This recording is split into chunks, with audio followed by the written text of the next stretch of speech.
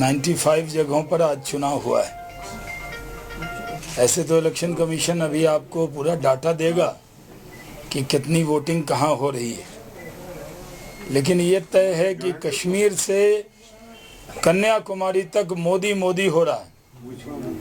ये चुनाव नरेंद्र मोदी को प्रधानमंत्री बनाने को चुनाव है। ये चुनाव महबूबा मुफ्ती या उमर अब्दुल्ला के लिए चुनाव नहीं है, क्योंकि ये दोनों मोदी का विरोध तो कर रहे हैं, उनकी मुखालफत तो कर रहे हैं, लेकिन केंद्र में किस तरह की सरकार बनाएंगे उसमें इनका कोई रोल ये अदा नहीं कर रहे हैं। और मैं आज अनंतनाग गया, उसके आपके कई न्यूज़ चैनल के लोग वहाँ मौजूद थे, आपके पास उसकी फुटेज आई होगी।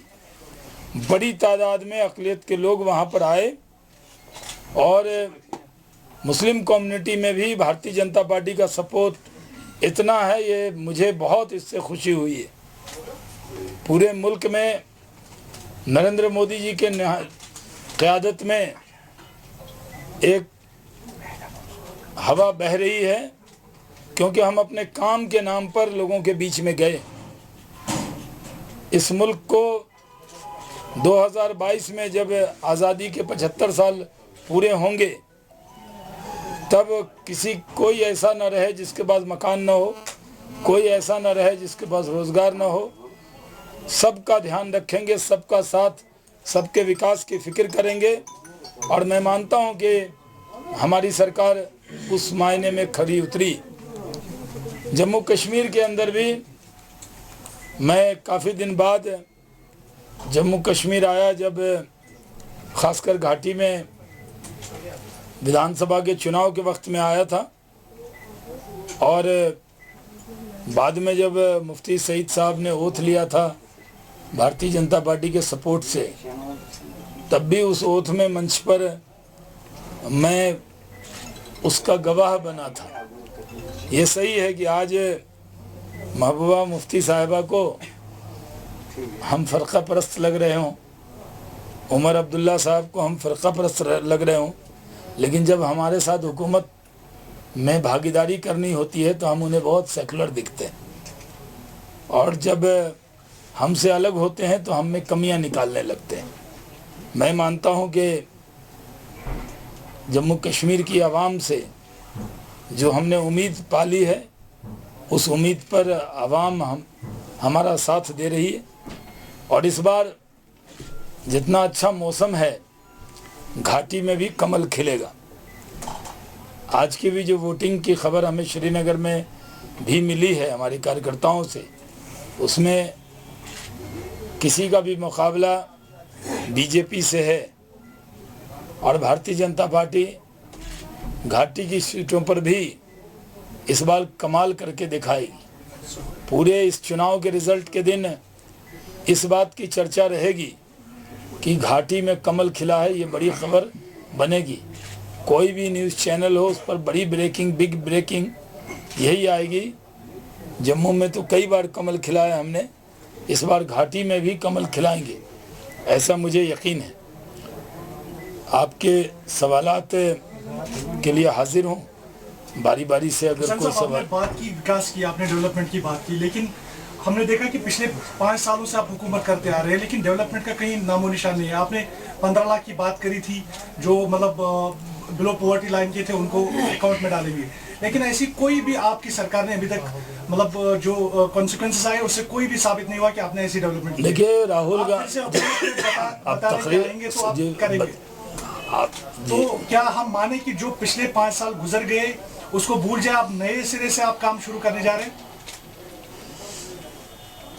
आपका सवाल नहीं है, आप अपनी राय आपने रखी। नहीं, सवाल ये है, नहीं, राय रखिए। 5 साल में नहीं, जो राहुल गांधी ने जो कहा उससे भी बढ़कर रख दी राय आपने। राहुल गांधी ने कहा कि 15 लाख अकाउंट में डालेंगे। हमने कहा था राहुल गांधी कांग्रेसियों के अकाउंट में डालने को कहा था। हम तो उनके अकाउंट को खाली कर रहे हैं। हम इस देश की जनता पर उससे ज़्यादा पैसे खर्च कर रहे हैं। अगर कोई बीमार हो जाए तो 5 लाख तक के इलाज की गारंटी नरेंद्र मोदी की। एकदम जाइए, कार्ड लीजिए, हॉस्पिटल में दीजिए, एटीएम की तरह पैसा निकल कर उसके अकाउंट में जाएगा। हमने इस मुल्क के 8 करोड़ लोगों के यहाँ सिलेंडर पहुँचाया है। हमने 8 करोड़ से ज़्यादा टॉयलेट बनवाया है। 18,000 गाँव में बिजली पहुँचाई है। आज जम्मू कश्मीर में जगह जगह आप जाएं, बिजली पहुँचाने का काम हमारी सरकार ने किया है। तो हमने जो कहा 16 करोड़ से ज़्यादा मुद्रा लोन दिया है और उस लोन में 16 करोड़ से ज़्यादा लोगों को सेल्फ एम्प्लॉयमेंट मिला है, स्वरोजगार मिला है। कांग्रेस का ये प्रचार है कि आपने कहा था 15 लाख दो, 15 लाख दो। अब बच्चे की तरह राहुल गांधी कहते हैं हमें 15 लाख दो, 15 लाख दो। कहाँ से लाके दें उनको 15 लाख? उन्होंने तो कई 15 लाख करोड़ का स्कैम कांग्रेस ने किया, उसका हिसाब अभी लेना बाकी है। जो लोग बेल पर हैं वो लोग प्रधानमंत्री को चोर बता रहे हैं, लेकिन हमारा चौकीदार चोर नहीं है, हमारा चौकीदार चौकन्ना है और हमारा चौकीदार प्योर है। और मैं मानता हूं कि हम इलेक्ट्रिसिटी के मामले में या अन्य मामले में पूरी तरह आत्मनिर्भर देश को बना रहे हैं, बनाएंगे। जी सीधे बातचीत करेंगे, 10 मिनट का समय देंगे। अब से ये लोग को कहीं जाना है तो आप नहीं, आपको मैं एक आधा घंटा इंटरव्यू भी करेंगे। शबीर साहब, Kashmir, how you see the present Kashmir situation? देखिए, मैं कश्मीर से उतनी मोहब्बत करता हूं जितना एक कश्मीरी को कश्मीर से मोहब्बत, क्योंकि मैंने वजीर रहते जम्मू कश्मीर के लिए जिस डिपार्टमेंट में मैं रहा, चाहे वो टेक्सटाइल में जहां हैंडलूम भी मेरे पास था, या मैं सिविल एविएशन में रहा, तो ये जो खूबसूरत एयरपोर्ट देखते हैं, बेंगलोर और हैदराबाद बाद में बना, दिल्ली पहले बना, लेकिन दिल्ली से और सब जगह से अच्छा एयरपोर्ट मैंने आपके श्रीनगर में बनाया।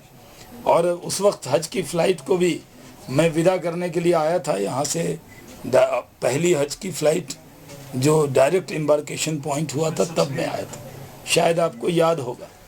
और जब भी जम्मू कश्मीर के लोग वज़ीर रहते मुझसे मिलते थे तो मैं अपने को बिहारी नहीं मान के कश्मीरी मान के काम करता था, और मेरे दिल में बहुत कश्मीर के लिए जगह है। और मैं मानता हूं कि जम्मू कश्मीर में नरेंद्र मोदी ही इसका भला कर सकते हैं। ये मौका है। मैं कश्मीर के भाइयों बहनों को कहना चाहता हूं कि आप इस हिंदुस्तान से अच्छा मुल्क, भारत से अच्छा देश और हिंदू से अच्छा दोस्त नहीं मिलने वाला। तो आप इस रास्ते पर चलकर साथ चलिए।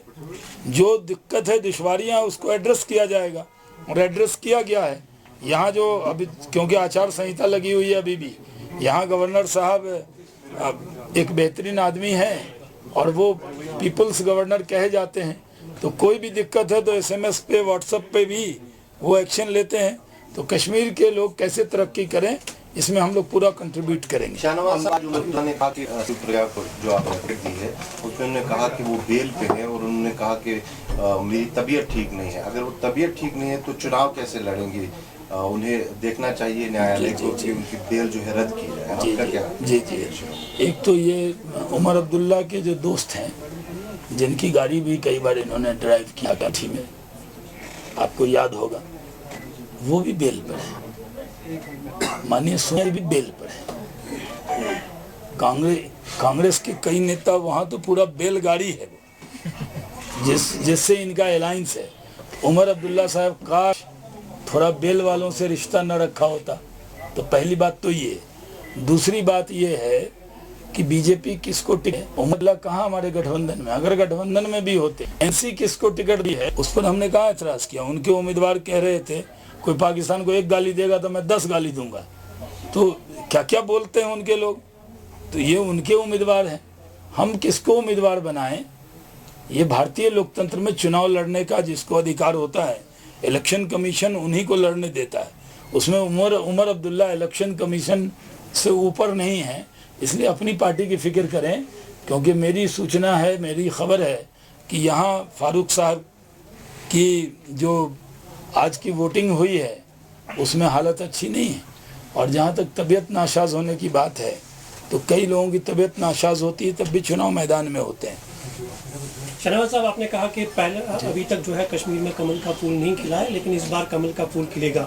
लेकिन ये चुनाव जो हमने देखे वो आर्टिकल 370 और 335A को देखे, तो बीजेपी का स्टैंड है कि आर्टिकल 35 और 370 जाएगा। तो ऐसे में आप कैसे उम्मीद करते हैं कि जिस 370 को बचाने की लोग कोशिश कर रहे हैं, यहाँ के राजनीतिक नेता जो है वो बचाने की कोशिश कर रहे हैं, आप ऐसे में कमल का फूल खिला पाएंगे? तो वोटिंग ही कम कर रहे हैं लोग, 7% कितना वोट हुआ आपको है। लगता है कि बीजेपी खाता भी खोल पाएगा? नहीं, मैंने कहा कि जो आप बचाने की कोशिश कर रहे हैं, वो अगर ये मुद्दा बनाया है पीडीपी ने और एनसी ने, तो फिर 93% लोग तो उनकी राय के साथ नहीं है।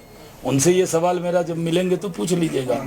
दूसरी बात ये है कि जो मामला सब जुडिस है उसको यहाँ डिस्कस करना ठीक नहीं।